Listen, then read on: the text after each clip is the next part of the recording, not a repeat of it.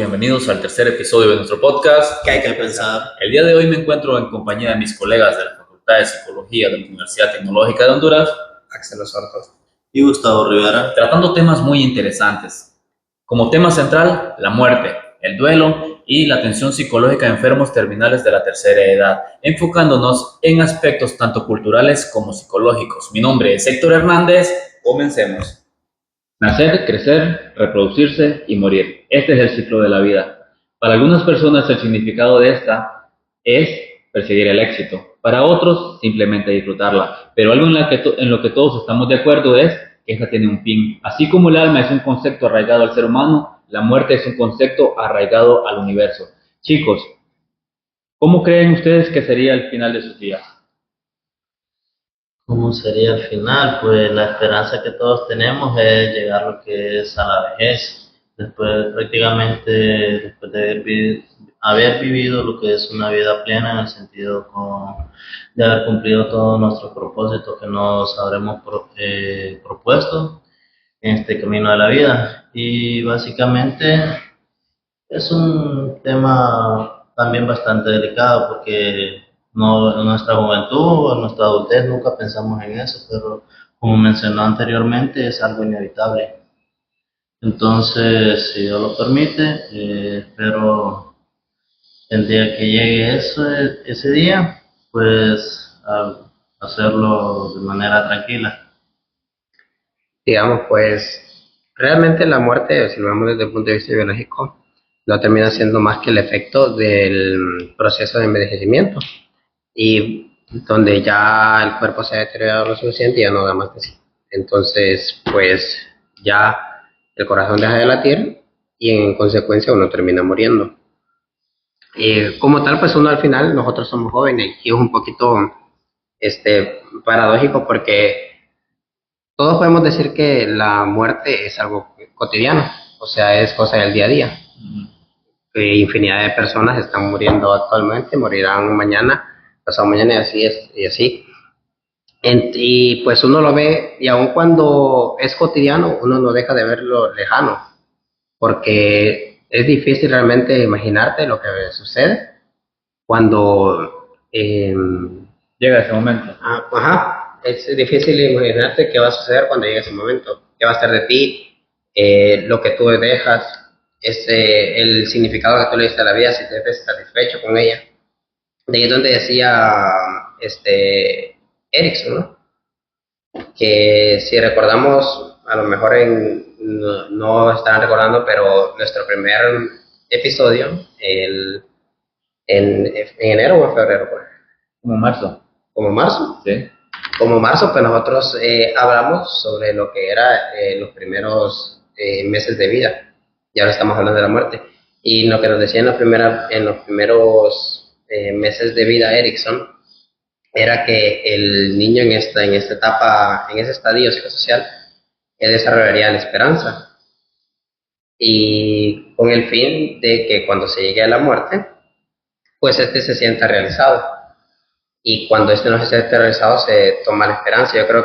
La desesperanza, perdón. Yo creo que ahí juega en cuestión el significado que cada uno le damos a la muerte, cómo nosotros lo percibimos, las creencias que nosotros tenemos sobre si creemos en un más allá, o si, por ejemplo, seríamos budistas o el propio ateo que no cree en nada después de la muerte. Sí, también ahí podemos ver los factores culturales que tienen que ver en la percepción que tenemos de esta, ¿verdad? Algo que dijiste que me quedó bastante claro es de que somos jóvenes y no pensamos en esta, pero hay que ver de que cuando la muerte le llega a una persona ya anciana, ya es algo que se espera, ¿verdad? Pero estamos en una sociedad donde quienes más mueren son los jóvenes, muy pocos llegan ancianos. Particularmente a tercera edad, la verdad es que sí. Ahora con tanto consumismo, con tantas conductas de riesgo que suelen acoger las personas, ponen bastante peligro su vida y vemos que ellos no terminan llegando a la vejez. Pues al fin y al cabo, la muerte es racionalmente como algo natural, de manera arbitraria, justa o fortuita, pues no llega a su llamado. Hay gente que dice esto de que uno puede percibir cuando los días están cerca, pero la realidad es que no. La verdad es que ya no. Estamos en una sociedad donde morir de un balazo es más natural que morir de un paro al corazón. Entonces, ese es el problema, la incertidumbre de saber tan siquiera si vamos a llegar a viejos. Porque nosotros podemos estar hoy aquí y qué tal al salir de este estudio, morir, ¿verdad? Sí, o sea, Entonces, esa incertidumbre y esa ansiedad a la muerte que pueden llegar a sentir ciertas personas, porque si hay muchas personas que sienten esta fobia social a salir al mundo exterior por miedo a que puedan morir, ¿verdad? digamos, regresando a tu pregunta anterior, si tú me preguntas a mí a día de hoy sobre la muerte, pues naturalmente creo que me daría pánico porque tengo 22 años. ¿Cuánto tengo? Piense cuánto me queda por vivir, cuánto no he logrado. Y ¿Cuánto te has planteado por hacer? ¿qué dejo atrás también? O sea, ¿qué fue de mi vida? Pero sí que espero que naturalmente, mientras yo vaya envejeciendo, mientras yo vaya madurando, agarrando experiencia, pues ya vea esto como algo más natural y aceptarlo con gracia.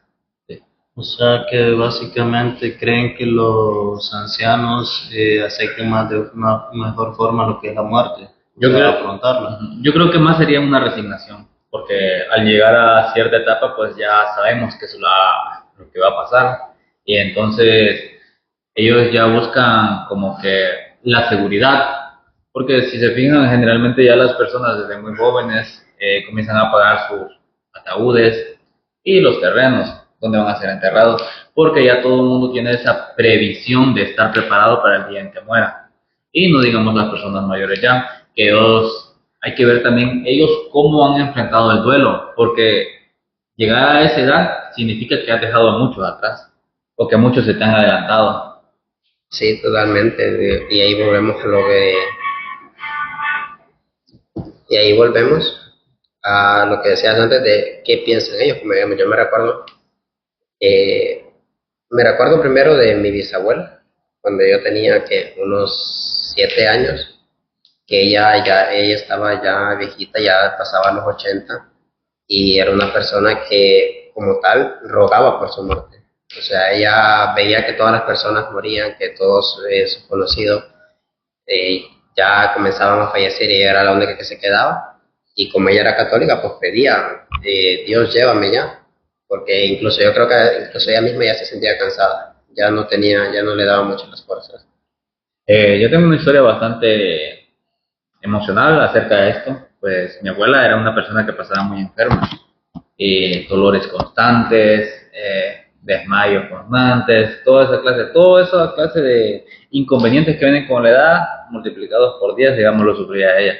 Un día venía yo del colegio y la encontré desmayada. Yo tuve la opción de dejarla ahí, porque sinceramente creo que lo más humanitario hubiese sido dejarla partir. Pero en ese momento, en el debate interno mío, me puse a pensar, si ella lucha por vivir, ¿quién soy yo para quitarle este derecho a vivir, verdad? Entonces lo que hice fue llamar a una ambulancia y pues lograron salvarle la vida. Ya estuvo internado varios meses. Ahora, ¿qué pasa? Que si la hubiese dejado morir ese día, ella no hubiera sufrido todo lo que sufrió después, porque tanto el cáncer, que muchas cosas más, muchas comorbilidades vinieron después, y pues sinceramente ella murió agonizando. Entonces es bastante complejo esto, porque ella quería seguir viviendo, pero ya era tiempo, ¿verdad? Al final terminó muriendo de una enfermedad terminal y pues todo lo que ella quería lograr, pues no lo logró, que su sueño era volver a ver a su hijo que estaba en Estados Unidos y no lo pudo lograr. Entonces un día simplemente me dijeron, tu abuela está agonizando, vení a verla y no pude llegar ese día yo y al día siguiente había muerto. Igual a mí, no tanto un poco así como ti, como vos, perdón, pero sí que, digamos, mi abuela falleció hace 2 años, mi abuela paterna, y ella era una persona que sufría bastante de artritis, Eso es particularmente horrible. de la rodilla. Y una vez pues vinieron la llevaron a San Pedro al Catarino, pues a revisarla. No me recuerdo si era Catarino o una clínica privada, pero sí que la fueron a revisar. Y ahí le terminaron encontrando que ella tenía cáncer de páncreas, si mal no me recuerdo. Es un dolor. Cáncer de páncreas. Y sí, prácticamente sus últimos días fueron agonizando. Incluso yo la fui a visitar porque yo no la había visto. Yo la vi un día antes de que ella fuera internada. Y fue un poco chocante también porque el día que yo la vi, ella estaba perfectamente sana. Simplemente al día que me levanté, cuando fui a visitar a una tía mía, ella me dijo que mi abuela estaba internada y que estaba bastante grave. Y los últimos meses prácticamente se agonizando. Cuando yo la fui a visitar, ella ni tan siquiera podía articular palabras, simplemente retorciéndose del dolor ahí en la cama, incluso hasta llorando. Y de ahí tú te das cuenta de que, porque también realmente cuando la llevan a, al hospital, el hospital les dije claramente de que lo más probable es que ella fallezca, de que ella muy seguramente no, a la semana no dure. Cuando, cuando yo la fui a visitar, porque yo la fui a visitar creo que 3 días antes de que ella falleciera. Y vale la pena, o sea, que esta persona pase este sufrimiento. ¿Es éticamente correcto someterla a este sufrimiento? Pues la verdad, desde mi perspectiva propia, siento que no. Deben de haber otras alternativas para las personas que están agonizando. Pero aquí hay un punto bastante importante que me gustaría tomar. No le tenemos miedo a la muerte como tal, porque cuando creemos en algo, tenemos esa certeza de que algo va a pasar, ¿verdad? Creemos, los que somos cristianos, creemos de que vamos a ir al cielo, pero las personas en realidad, pienso yo, de que no le tenemos miedo a la muerte como tal, sino a cómo vamos a morir. Buen punto, la verdad. Porque nadie se espera morir, como quien dice, de repente en un accidente. Uno siempre tiene la esperanza, como quien dice, cuando uno sale, o ir al lugar donde uno se ha propuesto ir. En mi caso, mi abuela pues no sufrió. Ella siempre habló sobre que ella le gustaría morir, entonces sin sufrir. Y pues la verdad ella sí, técnicamente puedo decir que se le cumplió porque en un lapso de menos de 48 horas que ella cayó enferma, pues ella finalmente terminó partiendo de aquí, de este lado del sol. Y ahí es donde comentabas en la introducción, qué podemos hacer nosotros como psicólogos, qué atención le podemos brindar a estas personas que están en etapas terminales ya, que tienen una enfermedad que se les ha diagnosticado que ya le quedan, que ya tienen el tiempo contado, perdón. Aquí hay algo muy importante, de que ustedes han escuchado ese dicho de que las personas duran más cuando no les dicen que están enfermas. Sí, lo he escuchado, incluso una historia que Bueno, miré. es que como tal, todo está se dice que todo está en la mente. La verdad es que dicen que todo está en la mente, sí, pero hay un punto bastante importante que se aborda desde la psicología, con referente a esto que mencioné anteriormente. Deberíamos de decirle a las personas que están en una etapa terminal que lo están. Porque recordemos de que saber esto nos da una ansiedad, saber de que ya estamos cerca y saber de que no es una forma bonita de la que vamos a morir, ¿verdad? Porque si estamos en una enfermedad terminal, no es algo tranquilo como vamos a morir. Por ejemplo, mi abuela, yo me acuerdo, ella iba a sus chequeos médicos y ella siempre me mencionaba que tenía una bolita en la parte de arriba del pezón, del seno. Entonces yo siempre le dije, dígale al doctor que tiene él. Y no, ella siempre lo posponía y lo posponía y lo posponía. El punto es de que ya cuando le tocó, ya le tocó decirle, porque ya tanta insistencia mía, le dijeron que le iban a hacer chequeos, de chequeos para ver si era cáncer, pero a ella no le dijeron nada.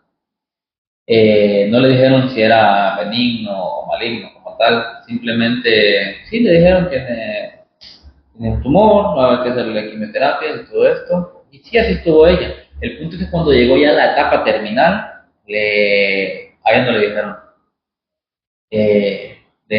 nos dijeron a nosotros, a doña Margarita Ramírez, le quedan un mes como máximo, pero no le dijimos a ella.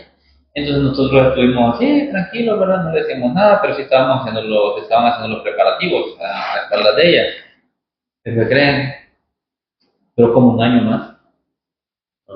¿Sí? duró como un año más, entonces ese tal factor ese psicológico de que dicen, ¿verdad? Al no saber que el momento se acerca, todos estos factores estresores del cuerpo prácticamente no los detectamos y seguimos como si nada. Pero digamos, yo creo como tal que una persona tiene derecho a saber cuál es su condición. La verdad que sí, Éticamente ese es el correcto, debate. pues, lo éticamente correcto hubiera sido informarle a ella. Sí, como tal, sí. También Pero claro, ahí, depende de la ahí es forma donde que se se ve. le informa a ella.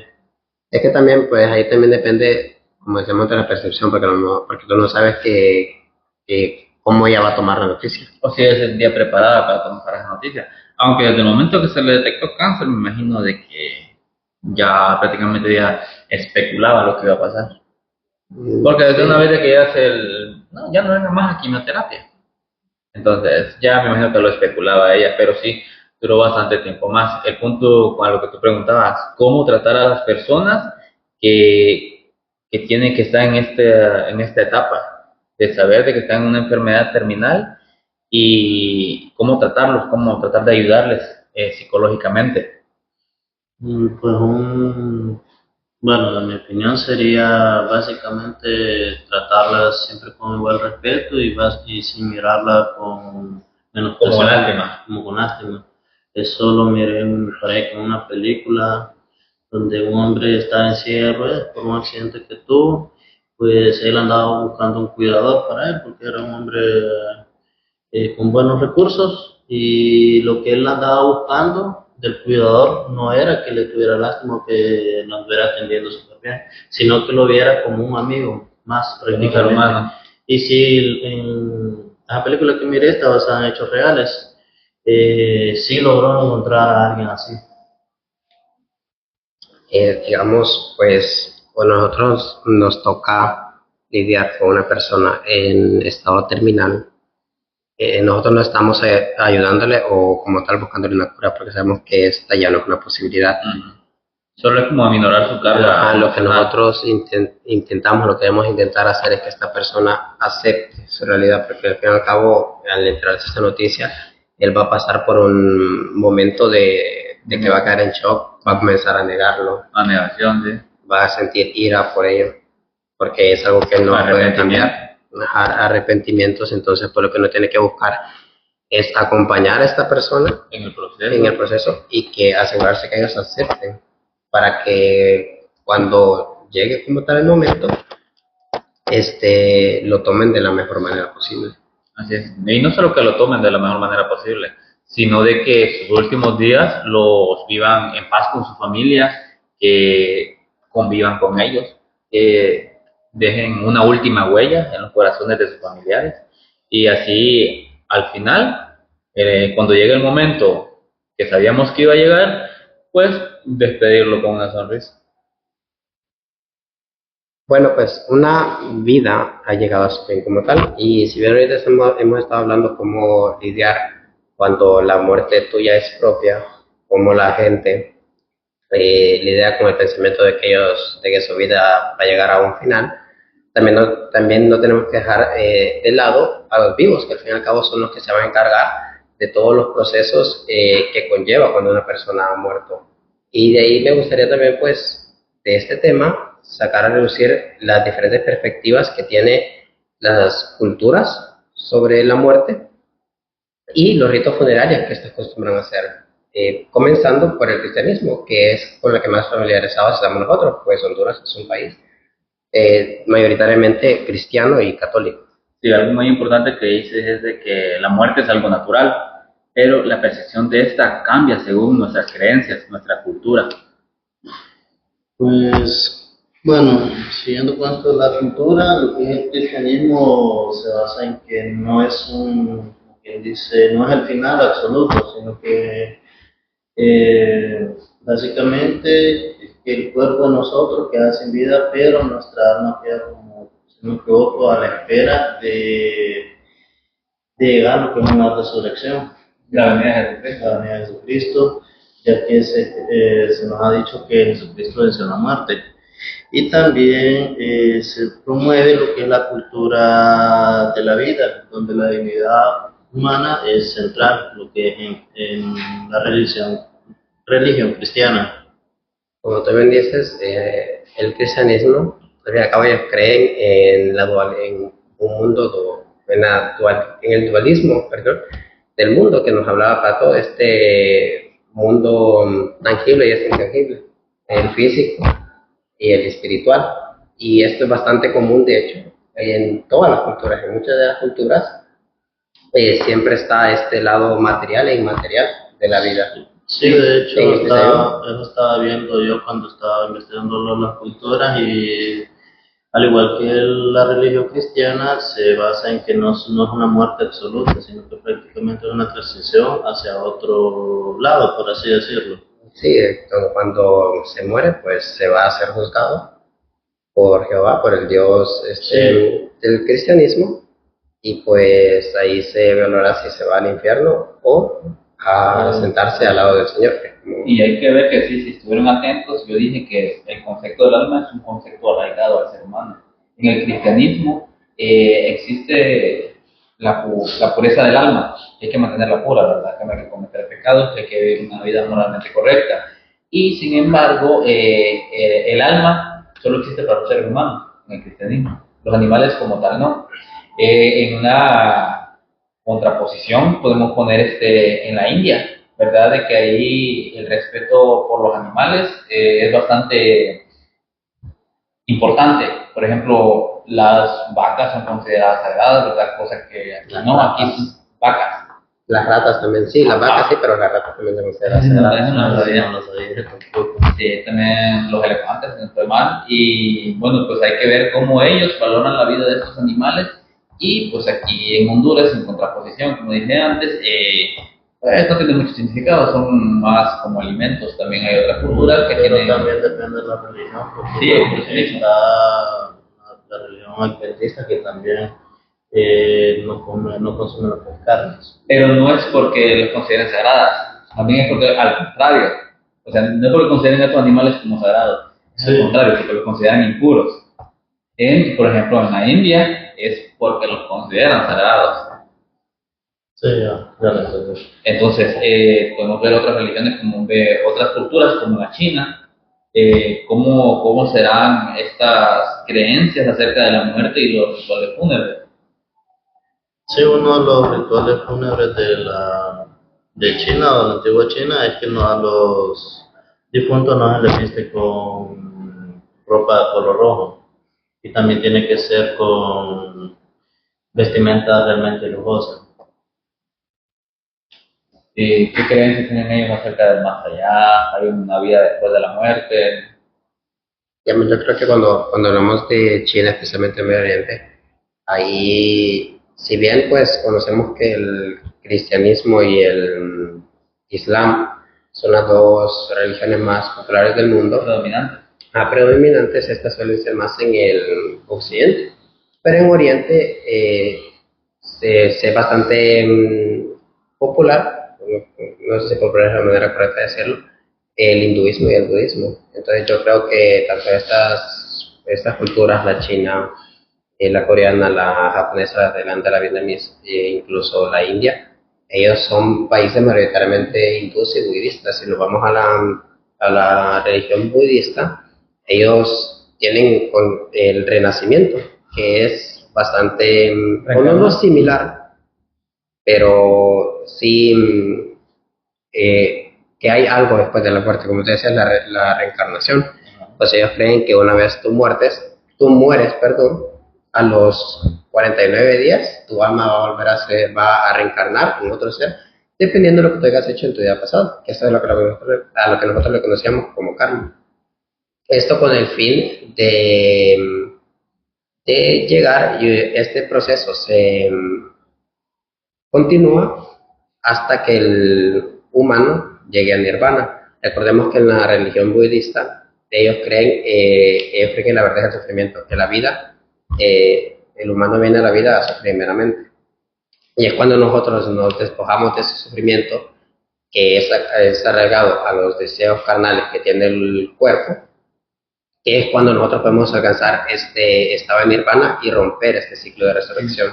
Sí, la vida de los budistas es más enfocada en romper el ciclo de reencarnación, ¿verdad? Si no estoy mal, se le conoce como karma. Sí, karma. Y el punto de ellos es vivir una vida lo mejor posible, o sea, ética y moralmente, sin distracciones, sin lujos, sin ocio, para romper este ciclo de reencarnación, lo que ellos lo ven como un castigo y poder ascender al nirvana o al cielo. Sí, como ellos tienen el dukkha, que es el camino el sendero de los 8 caminos, perdón, que básicamente es una guía que ellos tienen para llegar a este estado donde se han despojado de todo el sufrimiento de la vida. Y en los rituales fúnebres ellos acostumbran una diferencia al cristianismo. En el cristianismo lo común es sepultar a los cuerpos, enterrarlos. De hecho, cuando vemos los ritos funerarios tenemos la vigilia, la misa exequial y luego ¿cómo se le dice? Entierro, sepulcro. El sepulcro, ajá, correcto. Sin embargo, y en muchas ramas del cristianismo, porque el cristianismo es cierto que hay bastantes, están los ortodoxos, como decía el catolicismo, los brahmónicos, ellos tendrán diferente perspectiva sobre qué es la cremación del cuerpo. Sin embargo, en la budista es la costumbre. Lo que ellos más acostumbran es a cremar los cuerpos. Y en los ritos ellos también tienen bastantes cantos, tienen ofrendas, como ya comenté antes, tienen el periodo de duelo de 49 días, ya que pues en el 50 es cuando ellos van a recargar en una alma, por lo cual como tal ya no se les puede morar. Y a la hora de recordarlos tenemos esto de que, no sé si ustedes han visto en los dramas coreanos, si ven, la gente que ve anime lo verá, de que cuando ellos recuerdan a una persona, tienen un altar. Ajá, hacen un altar de comida donde ellos como tal están compartiendo con los demás. Sí, también porque que tienen, piensan que ellos están ahí. También que tienen fotos de la persona y queman incienso. Otra cosa también que los budistas lo que hacen es esparcir las cenizas. No sé si todas o solo una cierta cantidad, aunque de cierta forma haría lógico yo que fuese toda, porque estarían despojándose de algo material, que sería un cuerpo cremado. Entonces, y como ellos no tienen tienen la filosofía de no acumular cosas, entonces... Otra cultura que también tiene este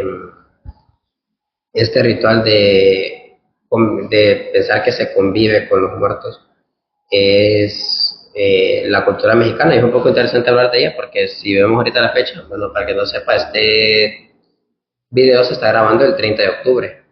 Muy cerca del Día de los Muertos. Y por eso mismo la temática de nuestro video es el Día de los Muertos, ¿verdad? En sí, la cultura mexicana no está muy alejada de la que es la nuestra, ¿verdad? Existen los entierros, predomina el catolicismo, pero ahí hay más tradiciones distintas, ¿verdad? El Día de los Muertos, como tal, es el más relevante del que hablaremos hoy. Y pues sí, la muerte de una persona se considera como parte de la vida, ¿verdad? Parte del proceso al que se tiene que llegar. Y pues sí, está esta parte de tristeza, nostalgia, recordar a un ser querido que ha muerto. Pero en este caso la celebración es muy distinta. Lo que hacen para conmemorar a las personas que amamos y que ya han fallecido es de que se hacen altares, ¿verdad? Es como una celebración donde las personas se disfrazan, hacen comida e incluso visitan las tumbas de las personas, de sus seres queridos y conviven con ellos, e incluso hasta llevan fiesta a los cementerios, porque para ellos no es un día para estar tristes, sino es un día para estar alegres, por la que las personas que han muerto y que amábamos nos están visitando. A mí me gusta mucho esa idea de dos muertes, la física y la espiritual, o esa, como se dice, hay dos muertes, una cuando tu cuerpo deja de funcionar y otra cuando la última persona que estuvo en vida te deja de recordar. Ellos básicamente creen bastante en esto. Sí, la verdad es bastante bonito. Y es que esto es algo muy arraigado también al sentimiento de que al olvidar a una persona es como si la estuvieras matando. Entonces, estas personas, pues si amas a alguien, ¿verdad? Y esta persona ha dejado una huella en ti, pues la vas a recordar por mucho tiempo. Bueno, hemos estado hablando bastante de lo que es la muerte en sí, en las diferentes culturas, religiones y en diferentes aspectos relacionados a lo que es a la muerte. Incluso hemos hablado lo que es la muerte que hemos tenido en nuestra vida, lo que es en nuestro caso, pues fueron nuestras abuelas. Esto me hace pensar cómo muchas personas afrontan ¿cómo se dice? Esta parte de la vida, pues cómo afrontan este duelo. Hay personas que sí lo transcurren de una forma saludable, por así decirlo, y hay otras personas que tienen un duelo no resuelto. Sí, tenemos que ver también de que el duelo no es solo cuando muere una persona, ¿verdad? Cuando muere un ser querido. También sucede, por ejemplo, cuando perdemos un trabajo o una relación. En este caso, pues obviamente nos vamos a enfocar en el duelo cuando muere una persona querida para nosotros. Hay que ver que, por decirlo así, es un sentimiento bastante intenso. ¿Por qué? Porque no solo depende de la muerte o de la persona, sino la circunstancia en la que ocurrió. Si estábamos preparados o no para Sí, afrontarlo. porque no es lo mismo la muerte, como quien dice, de un ser querido que está enfermo, pero que todavía está joven, a un ser querido que ya anciano. Con un anciano se va a escuchar un poco más lo que voy a decir, se espera, eso es lo más esperado, que tarde o temprano va a morir. Sí, porque no sería lo mismo el duelo de, de un hijo a un padre que de un padre a un hijo, ¿verdad? O de repente que muera una persona que queramos, pero así instantáneamente. Que sea un shock emocional para nosotros, algo que no esperemos. En este caso, pues estamos hablando obviamente de los ancianos. Se espera de ellos, pues, de que en alguna etapa, pues, en algún punto del tiempo, pues ellos mueran, ¿verdad? Y pues generalmente las personas pues nos vamos ya haciendo a la idea. E inclusive ellos pues ya tienen una idea, comienzan a hablar de su muerte, a repartir sus bienes, ¿verdad? Porque al fin y al cabo lo que buscan también es dejar una huella, ser recordados. Es que, digamos, pues, cuando nosotros hablamos sobre el afrontamiento de una pérdida, la teoría que más prevalece es la de Elizabeth Kubler-Ross. La de las 5 etapas del duelo, los 5 estadios. La negación, pues la negación, que es cuando ellos no aceptan, o es no aceptar la muerte del ser querido, eh, que es este choque inicial que nosotros tenemos que por lo general suele ser el más intenso. Luego tenemos la ira, que básicamente hemos visto bastante, y eso pasa mucho cuando fallece una persona, que la gente se comienza a señalar, tú tuviste la culpa, o arrepentimiento, o incluso arrepentimiento con uno mismo de qué pude haber hecho yo a esta O persona ¿por en qué mi me vida, abandonaste? por qué me abandonaste, todo lo que yo no hice por ella, ahí comienza uno a arrepentirse A de reprocharse. arrepentirse de los comportamientos que él tuvo, si en alguna ocasión, incluso por muy insignificante que sea, pero uno termina recordando todo eso. Luego tenemos la negociación, que es pues cuando ya nosotros más o menos intentamos darle un significado al amor. Y luego llega la depresión, que se suele llegar cuando vemos que esta persona no ya no comparte con nosotros, su ausencia se sigue sintiendo, y cada vez que nosotros lo recordamos, lo tendemos a decaernos nuevamente. Y por último, pues tenemos la aceptación, que es cuando ya nosotros eh, le hemos decidido definitivamente que esta persona está muerta. Y se dio nuestra vida. Ujú. Sí, Y que pero nosotros tenemos que seguir con nuestra vida. ¿y qué pasa sobre una persona de que no transita estas etapas? Básicamente sería como un duelo no resuelto, Por que ejemplo, cuando murió mi abuelo, creo que pasamos por las 5 etapas, creo yo. Cuando murió ella, pues el choque, pues no fue tanto así como un shock, Y ya porque ya lo esperaba, ya lo ya sabía. lo esperaba y ya me habían avisado. En cuanto a la ida, pues sí, con una señora que era como la mejor amiga de ella, que me culpó a mí por no haber llegado, por no haber estado con ella en ese momento, y me dijo que era mi culpa. Y obviamente me sentí mal. En cuanto a la negación, creo yo que sería, me sentí mal porque yo no lloré. Creo que muchas personas lloraron en la muerte en el funeral de ella, pero yo no. Y pues me sentía mal por el hecho de no poder hacerlo, porque era como, ¿por qué no llorar por una persona que te quiso y que prácticamente te apoyó y te dejó apoyo aún después de haber muerto? Y pues fue bastante chocante. Ya después, pues, lo fui superando y dejan de pensar en ello. Digamos, como tú decís, que simplemente no puedes, este es el común, pero también en otros tipos de duelo también tenemos el duelo retardado, que es cuando, que no sé si le ha pasado, de que muchas veces no caemos en cuenta que esta persona no ha muerto.